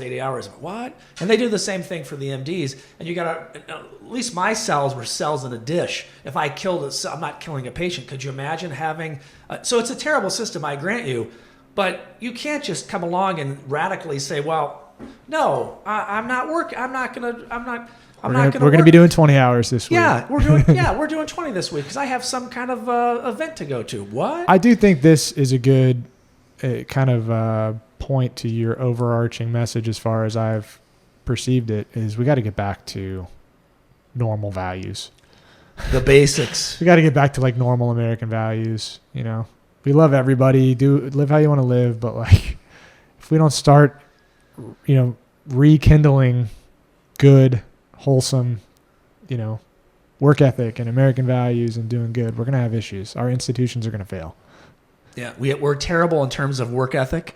What I think was terrible about 10 years ago, I don't know if you recall, but they started to look at the institution of a stay-at-home mom. And these were evil people. Stay-at-home mom. Right. They crazy. Like, yeah, I mean, can you imagine? Again, the war on the families, man. If you want to be a stay-at-home mom, I think that is probably the greatest profession that you could ever do. If you want to be a stay-at-home dad, I think that's the greatest profession that you could ever do. You are taking our children and making sure that they're not screwed up like they are today without these sorts of conservative values, whatever. But if your mindset is that the state should be raising children, no way. You don't really like stay-at-home moms. Yeah. You don't really like homeschool. You don't like think for yourself. You need one monolithic, institutionalized norm. It's all that socialistic that they're trying to culture that they want to try and just control everybody. I think they really like the fact that these students are dumbed down, to be honest with you. It's all part of this grand plan, and I don't want to, it does sound kind of conspiracy theory, but it's at the end of the day, one way or another, I have found it's business, right? So if you are trying to train a generation to be workers, right, it's good for business. Right. And the less entrepreneurial competition there is, good. I can charge more. Right. Right? And have more workers. I need to start charging more. Yeah, I'm gonna start thinking like you, Chris. That's a good way to look at it. Right. So it's getting to the point where I've said this to several, I guess they're millennial, Gen Zs, is get really good at something, show up on time, be really good at customer service, and you have zero competition. There's like nobody in your age demo that understands that. Pick a thing, anything. What do you like? Yeah. What can you be really good at? Do that and be it. Have you gone down to the... Because there's no competition, man. Have you gone to the Starbucks on Cove Road? No. Don't bother, because most of the time it's closed. You know why? They can't find anybody to work. Right.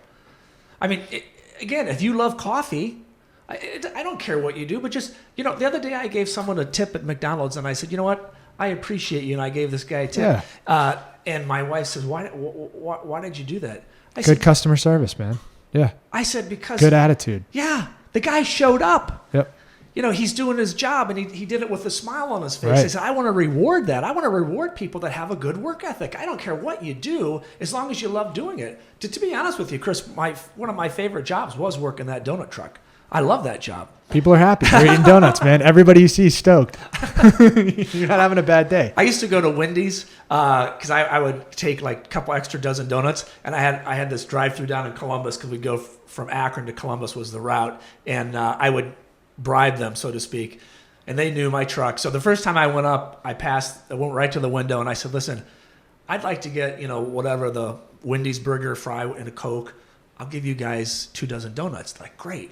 And so then every week I'd go there, and they'd give me the Wendy's, and I'd give them the donuts. Anyway, but anyway, like you said, you're bringing joy. The Turnpike guy was the same. It was only 50 cents. And I said, hey, you want a dozen donuts for the 50 cents? And he says, absolutely. Yeah, so I would pay the Turnpike tolls with donuts.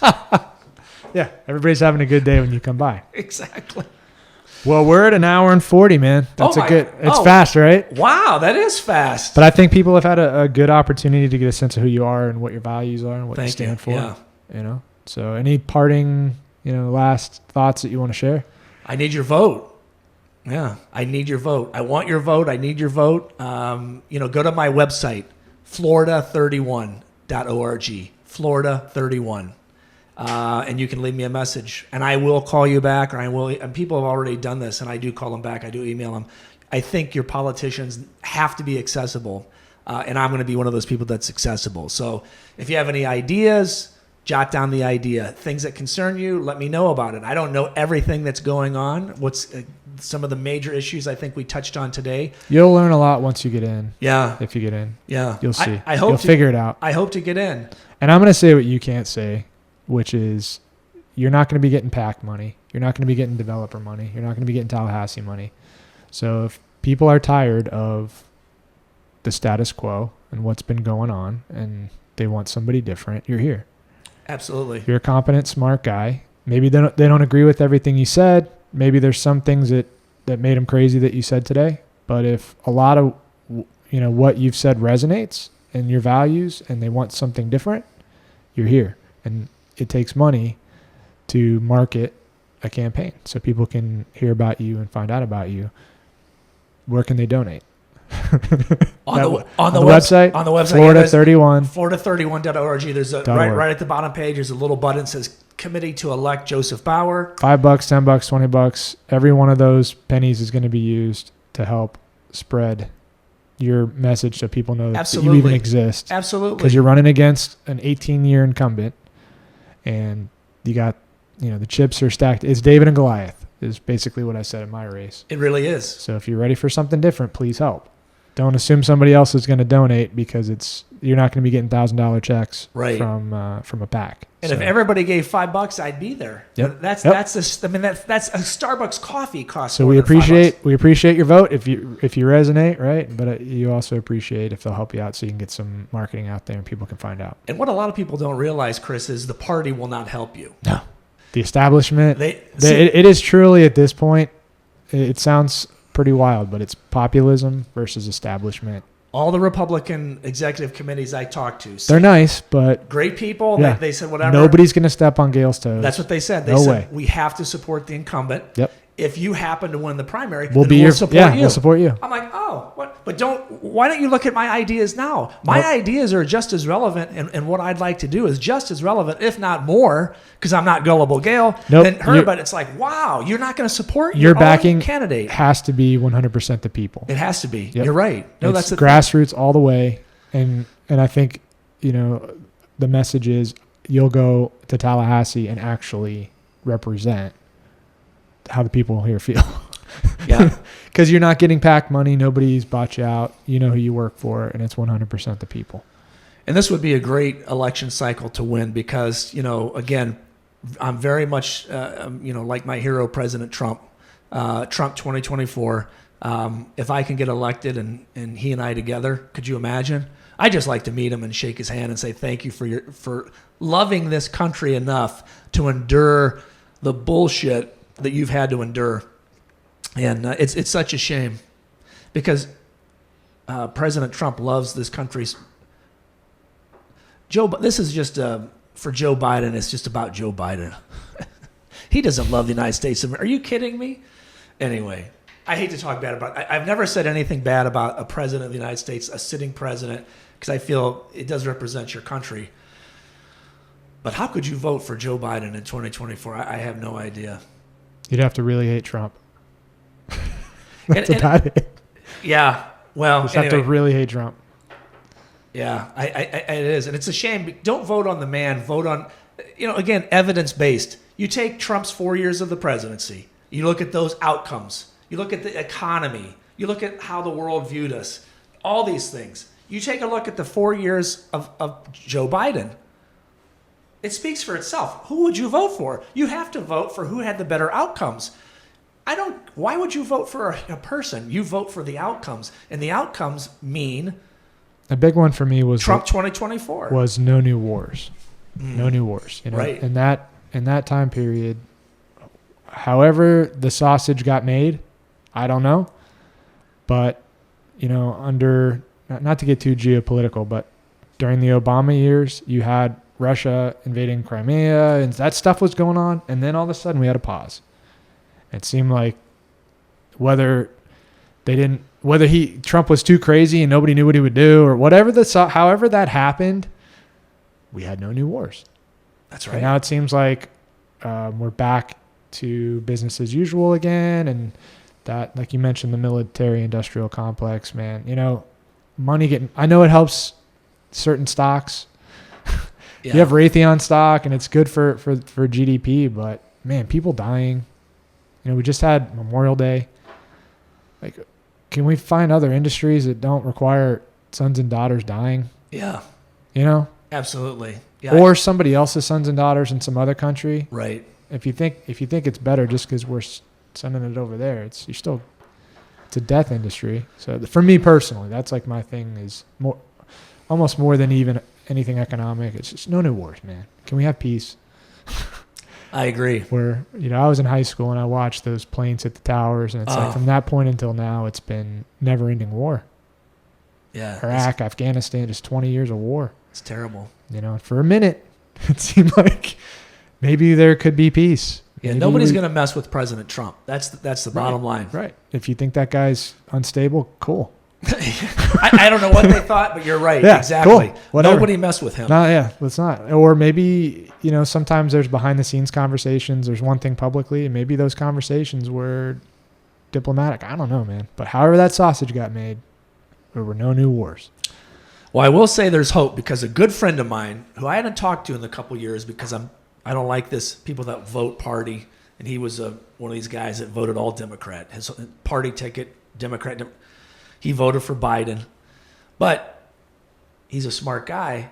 He's seen how things have gone, and I finally reached out to him because I hadn't talked to him in a while, and I said, he called me actually, and he said, Joe, I just want to let you know, I know you weren't too happy that I voted for Biden. He said, because that's how I do, straight party Democrat.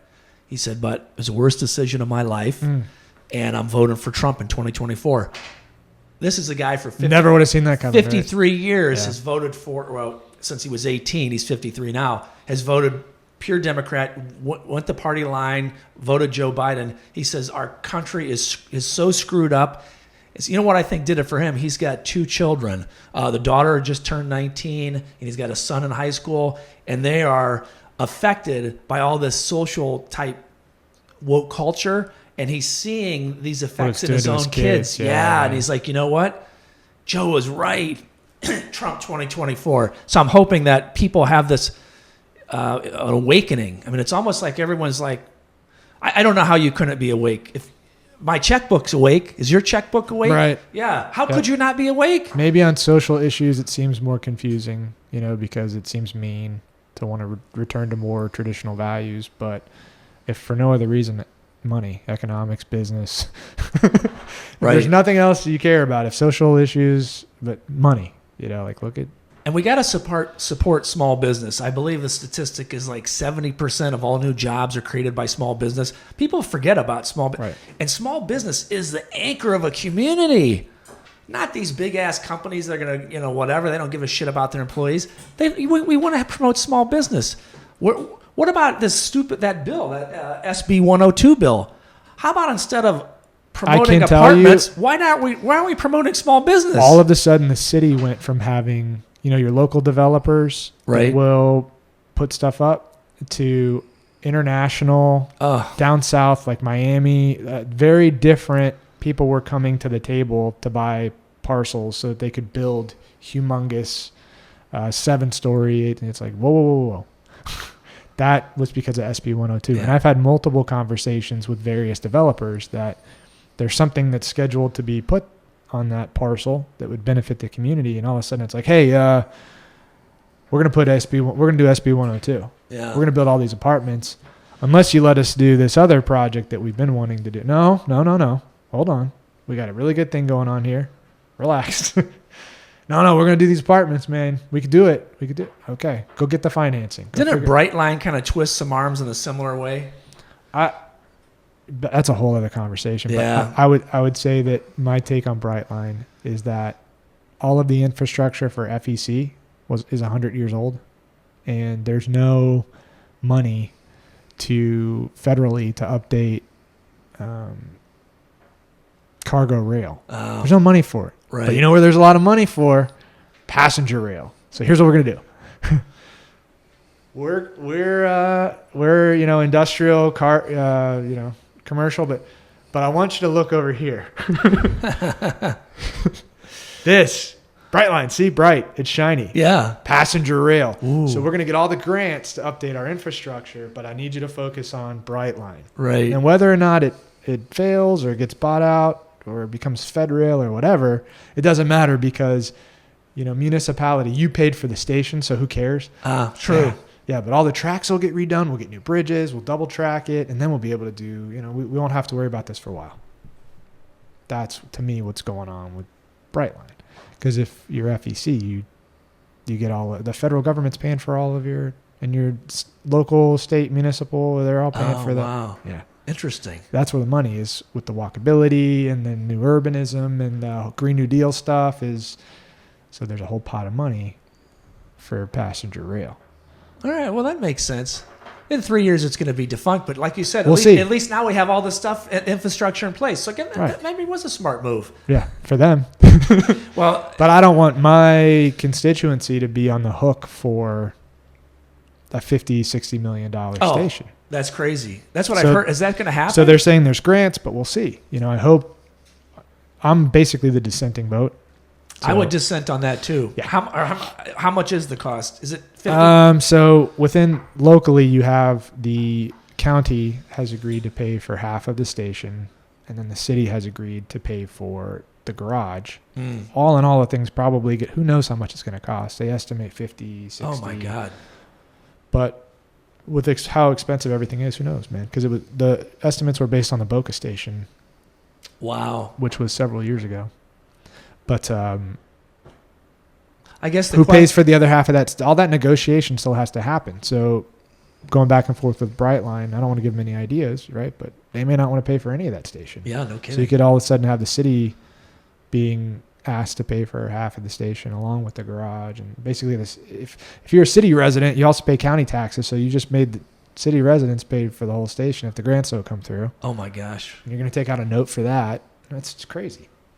for the hope that it will drive economy locally and increase property value, so your TIF goes up and you can recoup more money from the county. But I don't know, prove that it's really going to bring up the property values except for what's right next to the station. Prove it. Yeah. So I can really make a decision on whether or not that economically makes sense. But just saying you're going to get a free gift card with grants, and I don't know. I guess whole other thing, whole other can But I of guess worms. one thing just on that is I would make sure that building can be repurposed. So if it busts, at least you have something. Bring in biotech, bring in small business, bring in some. I'm sure there's some kind of repurposable. There's some kind of reverter clause with the Yeah. land too, because it's county land, and I'm sure that there's contractually that hasn't come before us yet, so Yeah. I'll have to dig Wow. into it. But it's I'm glad I'm not you. listen, your headaches are going to be even bigger. I can imagine. But you just have to stay focused on what do the people who voted for you want. Right, exactly. If you do that, you can win every single thing, even if you feel all of that pressure and everybody in Tallahassee is ostracizing you and everybody in the commission thinks I'm insane. If you just keep your ears and your feet in the people who vote for you, you'll be good. Right. And you'll be exposed to more information than the average person who lives here, but you will be surprised at how right the people are with limited information. Right. The gut instinct of people is dead on. They don't have to know all, and usually the devil's in the details. And the more you get into all of the detailed lawyer stuff, it's like it anesthetizes you into this. You're lulled into this, oh, I know more and I'm smarter. It's making excuses that are well crafted for you to make a terrible vote. That's antagonistic to the people who put you there. Right. Well, inevitably. So stay with the people, keep your feet in the people, ask your neighbors what they think. Sometimes the guy at the coffee shop or the gut instinct. It is, man. They know. They don't know why, but that doesn't make sense. We don't want that. Or do that. That's it. Do that thing. That's the way. Even though they're fighting you, go hard for that. That's what we want. And you'll win, man, every time. And the people will have your back. I hope so. And it's hard in the beginning because you got to get that awareness and that threshold.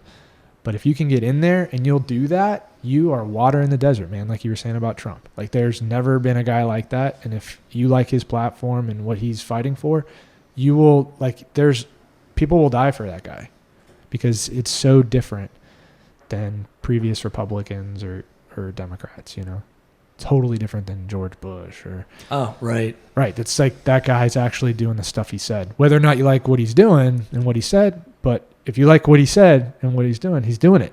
Right, he is. That's the guy. That's the first guy in a while that's doing what he said. So, all right, I'll quit ranting.